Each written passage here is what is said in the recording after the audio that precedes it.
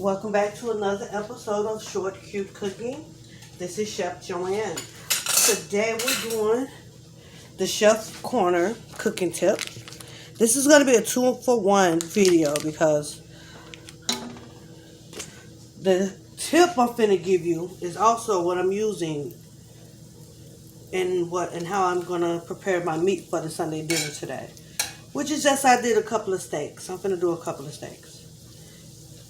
But if I don't want them to match with what I'm cooking real quick, I want to put them in the oven with foil on it, the little juice. So just let them simmer. Just let them bake until they're soft. Nothing fancy, nothing. So I added a tablespoon of olive oil and a tablespoon of butter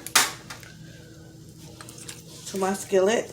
And the reason I'm using this cast iron skillet because it's transferable from the top of the stove and into the oven. Let me preheat it too while I'm sitting here. Preheat the oven because it doesn't take long. The tip is to sear the flavors in the meat. Now I do this before I do my soups. It's like when I sauteed the bacon to render the fat out of it. Searing is seals the flavors into it. And it locks in all the juices. So as it's cooking, it's not getting dry on you. And plus it makes a nice little crispy outer layer also. Depending on how long you let it sear. But searing your meat before you use it for certain cooking items it's like it's not exactly a chef's secret, but I don't see too many home cooks doing it every time they go to doing something they're cooking. As far as the meat goes, they don't always sear it first, but this helps lock in the flavor and it keeps the seasoning stuck to the meat, sort of.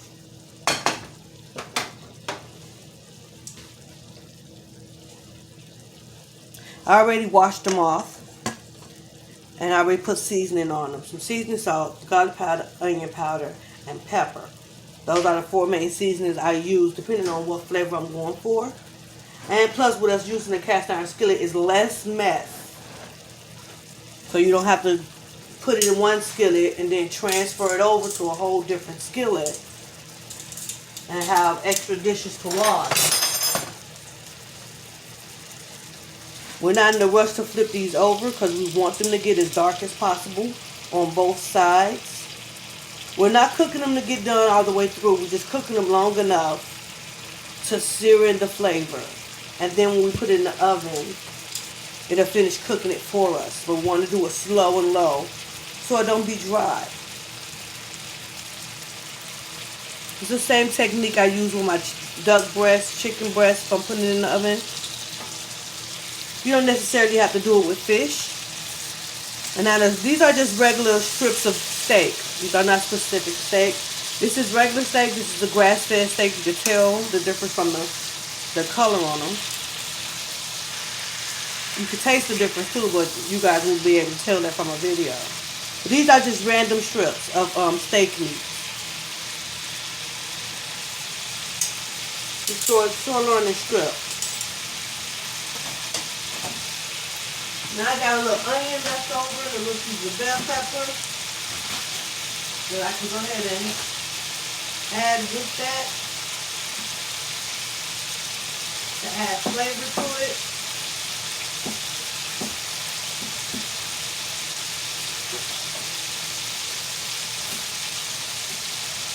Oh my God, it smells so good in here already.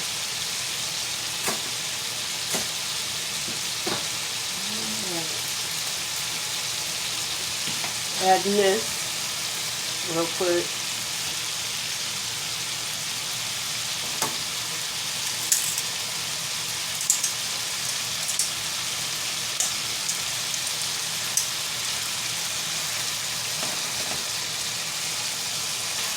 Now that it's absorbed most of the butter, so it's mostly olive oil left,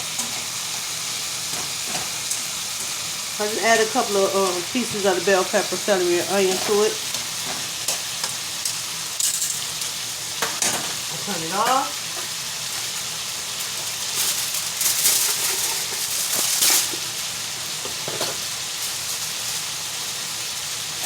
I'm gonna add a half a cup of water. I don't want to smother it in water.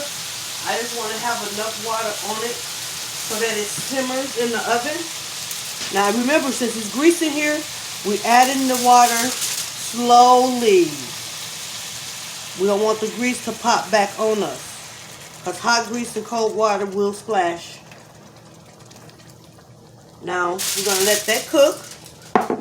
It's gonna add its own little gravy like. While it's cooling down, I add my foil. So the chef cooking tip for the different meats, whether you're doing a roast, if you're doing, depending on what you're doing, if you're doing a soup, sear the meat. If it's chicken legs or chicken quarters, chicken backs, sear your meat first to lock in that flavor.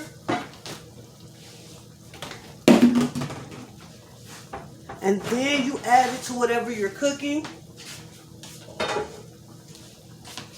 And believe you will be able to taste and smell the difference once you sear it first. So now that we browned it on both sides, added our mirror pot to this too, we're just gonna throw it in the oven. I got it on 300. I heated it up to 300. Remember, we want to put it on the rack that's in the middle. We don't want it too close to the bottom or too close to the top. These are the electrical coils. It'll cook it weird. So I'm going to turn it down to 250. So I'm going to let it bake on 250. Until next time, you guys, keep it short, keep it cute, and keep looking.